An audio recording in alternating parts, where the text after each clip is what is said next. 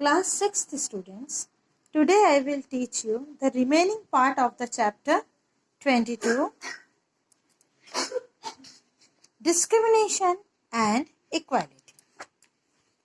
Equality.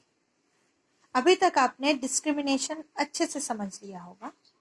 अब equality समझिए. Equality in its wider sense embraces gender, race, disability and discrimination on the grounds of age, language and social origin. Equality का एक wide अर्थ ये है कि वह किसी भी जेंडर, रेस, डिसेबिलिटी भी, अगर किसी की आंख खराब है, हाथ खराब है, पैर खराब है, तो भी वह हमारे बराबर का ही है. डिस्क्रिमिनेशन नहीं करना है उनके साथ. और किस किस वजह से इक्वालिटी रखना है? एज, लैंग्वेज और सोशल ओरिजिन. कहाँ से उनका जन्म हुआ है, भाषा क्या है, उनकी उम्र क्या है, ये सब भी बिना देखे हमें सबके साथ बराबरी का बर्ताव करना है. इंक्लूडिंग बिलीव्स और opinion. It is not about treating everyone the same.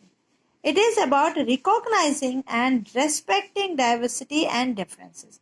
इसका मतलब ये नहीं कि हमें सबके साथ एक जैसा व्यवहार करना है या सबको एक बराबर देखना है, ये नहीं है, लेकिन हमें रेस्पेक्ट सबकी करनी है. इस भिन्नता की हमें रेस्पेक्ट करनी है. उसका इंसल्ट नहीं करना है, उसको कुछ भी नहीं समझना है, उसको कुछ उटपटांग बातें भी नहीं करनी है. किसी का धर्म कैसा भी हो, किसी की जाति कोई भी हो, हमें गलत तरीके का व्यवहार नहीं करना है. सबके साथ बराबरी का व्यवहार करना है. Our constitution lays emphasis on justice, equality, fraternity, etc. हमारा जो कॉन्स्टिट्यूशन है, जो लॉ बुक है हमारी, वो सबको बराबरी का अधिकार देती है. All human beings are born free and equal in dignity and rights. It refers to providing every individuals the same opportunities to improve his rank or conditions in life without expecting that the result would also be equal. It provides the same compensation and benefits to workers or employees with the same job. सब हम जो human beings हैं, हम जन्म से ही आज़ाद हैं और equal हैं, और हमारे राइट्स भी, हमारा सम्मान भी वैसा ही है. इसलिए हमें किसी भी नौकरी में अलग अलग सैलरी देना, अलग अलग मतलब एक ही काम के लिए अलग अलग टाइप के, केवल इसलिए भेदभाव करना कि हमारी जाति अलग है, हमारा धर्म अलग है, ये गलत है. हमें मौके बराबर मिलने चाहिए. और हमारी कंडीशन कैसी भी हो लाइफ की, वह हमारे रिजल्ट हमारा बराबर का होना चाहिए. हम अगर रिच हैं तो हमें ज़्यादा अच्छी व्यवस्था, पुअर है तो कम अच्छी व्यवस्था, ये सब नहीं होना चाहिए. फाइटिंग फॉर इक्वालिटी, ये इक्वालिटी इतनी आसानी से नहीं मिली है. इसके लिए आज भी लोग लड़ाई कर रहे हैं, स्ट्रगल कर रहे हैं. During the freedom struggle, Dalits, women, farmers and tribals fought not only for freedom from foreign rulers but also for dignity and equality.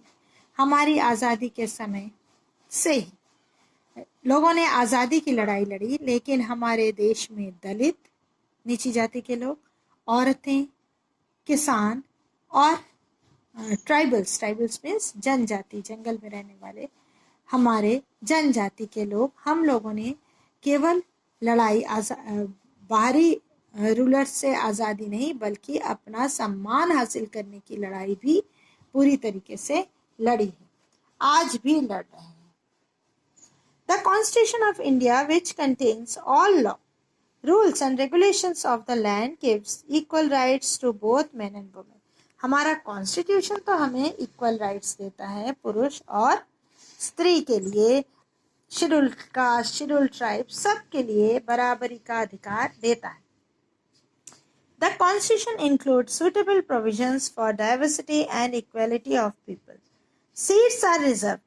जब कॉन्स्टिट्यूशन देखता है कि इतना कुछ देने के बावजूद भी डिस्क्रिमिनेशन हो रहा है, तो वह इलेक्शन के लिए हो या हमारे पढ़ाई के लिए हो, जॉब्स के लिए, उन्होंने सीट्स रिजर्व कर दी हैं। किसके? शेड्यूल कास्ट और शेड्यूल ट्राइब्स के लिए, जिससे वह जल्दी जल्दी प्रोग्रेस कर सके, बराबरी का अधिकार उन्हें और आसानी से मिल सके। फंडामेंटल राइट्स, ये वो अधिकार हैं जो भारत के नागरिकों को, भारत में रहने वालों सबको मिला हुआ है। ये हमारे कॉन्स्टिट्यूशन में है और इसके लिए कोई भी इससे अलग नहीं है। फर्स्ट फंडामेंटल राइट है राइट टू इक्वालिटी। पहला फंडामेंटल राइट हमारा क्या है? अधिकार। पहला अधिकार क्या है? बराबरी का अधिकार। जितनी अपॉर्चुनिटीज अमीरों को मिलेगी उतनी ही गरीबों को भी मिलेगी। जितनी अपॉर्चुनिटीज पुरुषों को मिलेगी उतनी ही औरतों को भी मिलेगी। जितनी अपॉर्चुनिटीज ऊंची जाति को मिलेगी उतनी ही नीची जाति को भी मिलेगी। ये हमारे आर्टिकल 14, 15, 16 एंड 17 एंड 18 में दिया हुआ है। राइट टू फ्रीडम, आजादी का अधिकार। आर्टिकल 19 to 22 से everyone has the freedom to choose his or her occupation or profession. Everyone has the right to speech and expression, right to assemble peacefully or to form association, right to move freely throughout the territory of India. हर एक इंसान को अपना नौकरी, occupation choose करने का अधिकार है, बोलने का अधिकार है, अपने विचारों को व्यक्त करने का अधिकार है, शांति से एसोसिएशन फॉर्म करने का अधिकार है। कोई ग्रुप ऑफ पीपल मिलकर कोई कमेटी बना रहे हैं, एसोसिएशन बना रहे हैं, उसका अधिकार है। ठीक है।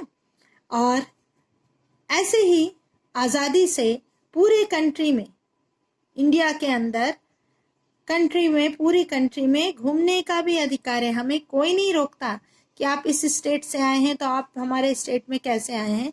अभी तो कोरोना के टाइम थोड़ी रुकावट हो रही है, लेकिन वैसे हम कहीं भी ट्रेन में बैठकर यात्रा कर सकते हैं, बस में बैठकर, प्लेन में बैठकर यात्रा कर सकते हैं यहाँ से वहाँ।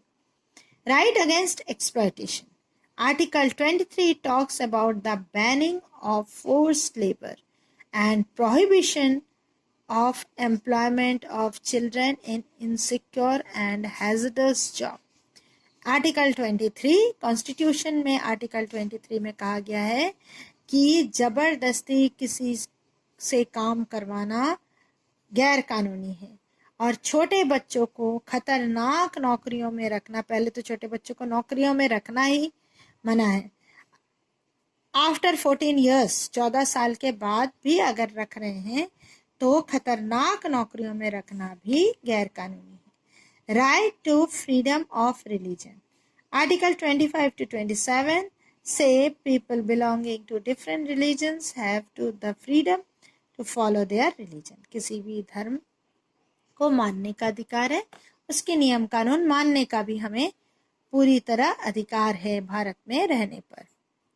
Cultural and educational rights, article 29 and 30 explain the preservation of language and culture of minorities and right of minorities to establish educational institution। जो संख्या में कम है उन्हें minorities कहते हैं। उनकी भाषा, उनका रहन सहन, ये सारी चीज़ें गायब ना हो जाए, इसलिए उन्हें एजुकेशनल इंस्टीट्यूट खोलने का अधिकार है।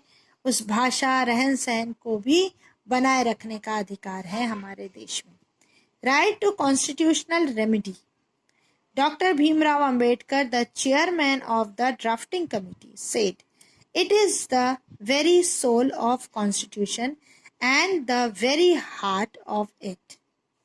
All others right are meaningless if there is not a right to get them enforced.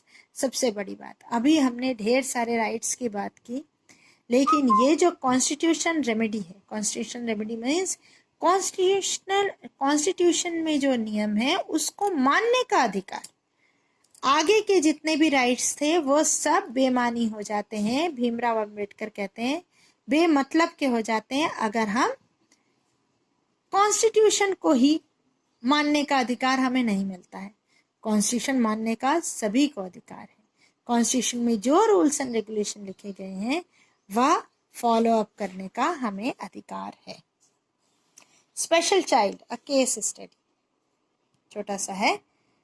A disability is a restrictions to perform an activity in the manner considered normal for a human being. Capacities and needs of a special child are different from others.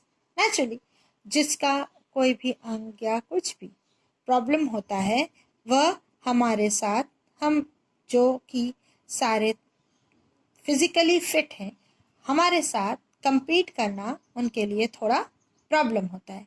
इसलिए a girl obtained a place at a university to study for a degree course. एक लड़की degree course में पढ़ना चाहती है। She was blind, लेकिन वह blind है। And prior to her starting of courses, the university carried out an assessment of her needs. ये यूनिवर्सिटी की ड्यूटी है कि वह उसकी ज़रूरतों को पूरा करेगा। ये नहीं कह सकता यूनिवर्सिटी कि आप ब्लाइंड है तो आप डिग्री कोर्स नहीं कर सकते। ये हमारा कॉन्स्टिट्यूशन टोटली डिनाई करता है, मना करता है। वह उसकी व्यवस्था करेगा, इंश्योर करेगा कि आप पढ़ सकते हैं। To ensure that as well as being able to move around the campus safely, वह अच्छे से घूम सके कैंपस में safely. She could fully access the course, particularly the text that student had to study. A report was prepared in which appropriate arrangements were specified. जो arrangements कहा गया है वह उसे मिले। Unfortunately, the university failed to deliver the specified support, and after a year she had to leave the course. She claimed damage for disability discrimination. There is need for a complete approach on the issue. We need to change the education system to make it accessible to all children and prepare the society for the changes of the future. लेकिन इतना कुछ होने के बावजूद भी हमारी university जो थी, जो यूनिवर्सिटी में वो पढ़ना चाहती थी, एक केस स्टडी था वो, कि यूनिवर्सिटी उसको प्रॉपरली गाइड नहीं कर पाई। इसलिए उसने यूनिवर्सिटी पर केस किया। ये कहता है कि हमें डिसेबल पर्सन के लिए भी या जो कुछ भी कमियां हैं उसको हमें देखनी है कि हमें कैसे उनको सपोर्ट करना है। ओके।